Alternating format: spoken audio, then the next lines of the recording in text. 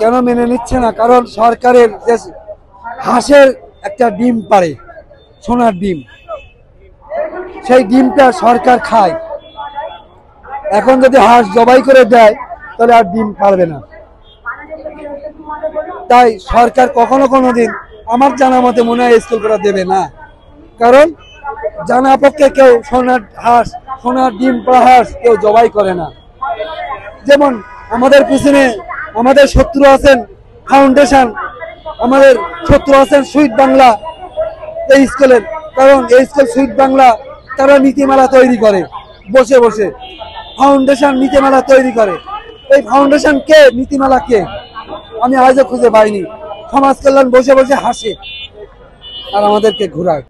না বলেন, এই আন্দোলনের পিছনে কতটুকু নিঃস্ব হয়েছেন?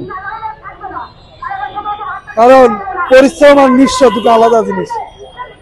আমি সাতক্ষীরা থেকে যখন আসি তখন কয় টাকা নিয়ে আমি আপ-ডাউন খরচ করব এবং কয়দিন থাকলে আমি কয় টাকা খাবো, এই টাকাটা আমাকে কে দেবে?